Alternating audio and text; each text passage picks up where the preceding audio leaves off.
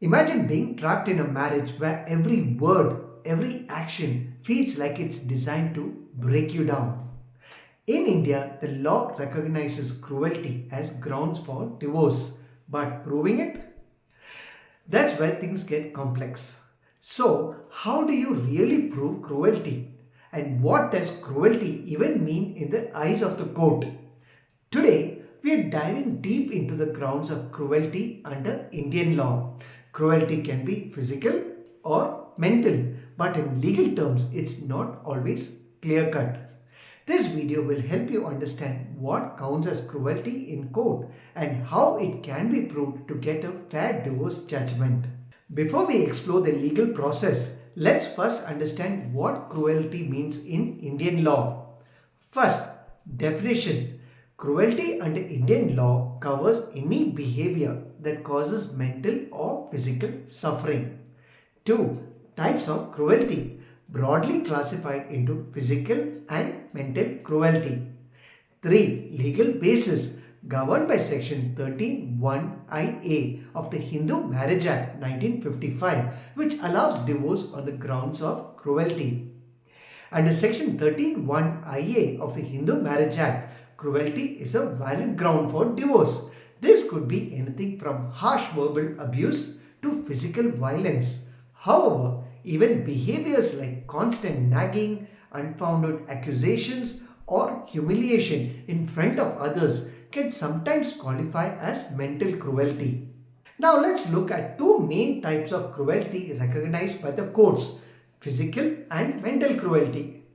First, physical cruelty. Physical cruelty refers to any physical harm caused to one spouse by the other. This includes actions like assault, repeated acts of physical violence, or any other behavior that endangers physical safety.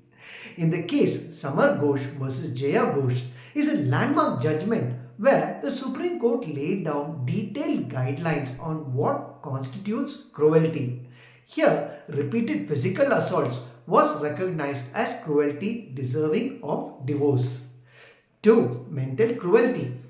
Mental cruelty is more nuanced and includes acts that may not leave visible scars but cause psychological pain.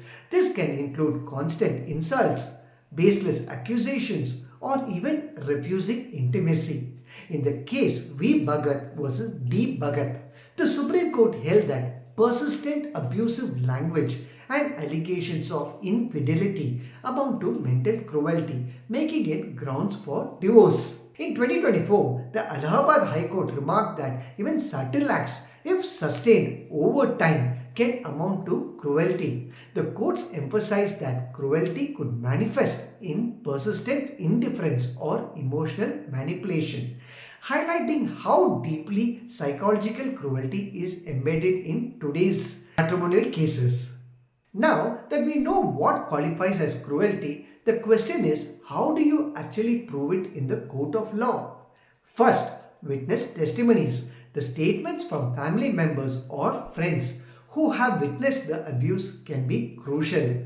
In the case Maya Devi versus Jagdish Prasad, the court relied heavily on witness testimony to establish a pattern of cruelty. 2. Medical and psychological reports. Medical reports, particularly for physical harm, can be a strong evidence. For example, if a spouse has been to the hospital for injuries caused by the other spouse, these reports add substantial weight. 3. Digital evidence. In recent times, digital evidence such as abusive language or recordings has become instrumental. For example, screenshots of text messages or emails containing abusive language can be submitted as evidence, showing the nature and extent of the harassment. 4. Police reports and complaints. If there are prior police reports, these can be significant. In the case Shobha Rani versus Madhukar Reddy, the police complaints were used to demonstrate cruelty, which helped the courts grant divorce. So, what should you do if you believe you're a victim of cruelty in marriage? Here are the steps you can take to protect yourself and your legal rights. First, document everything. Keep a record of any form of cruelty, including diary entries, photos, communication records. 2. Seek legal advice early. A lawyer can help you understand the documentation you'll need and guide you through the process. 3. Consider filing a police report. Filing a report creates an official record of the abuse, which can support your case if you proceed with divorce. 4. File for divorce on grounds of cruelty. Once evidence is documented, you can file a petition for divorce on grounds of cruelty. Your lawyer can help you draft the petition to include all relevant details and evidence. Let's now discuss some recent legal updates on the subject of cruelty in matrimonial law. In 2024, the Kerala High Court ruled against a husband seeking divorce on grounds of cruelty, citing lack of substantial evidence. This judgment serves as a reminder that merely claiming cruelty is insufficient without concrete proof. In another recent decision, the Allahabad High Court stated that if cruelty is proved, the divorce should be granted even if desertion isn't proven, adding clarity to the handling of cruelty cases in divorce.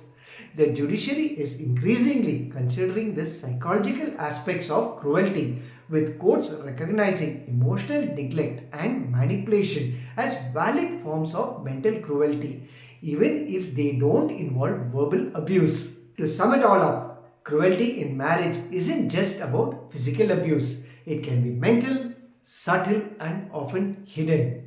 The law recognizes this complexity, but proving it requires clear evidence.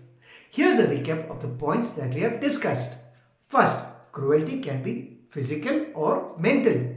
2. Key evidence include witness testimonies, medical records, judicial evidence, and police reports.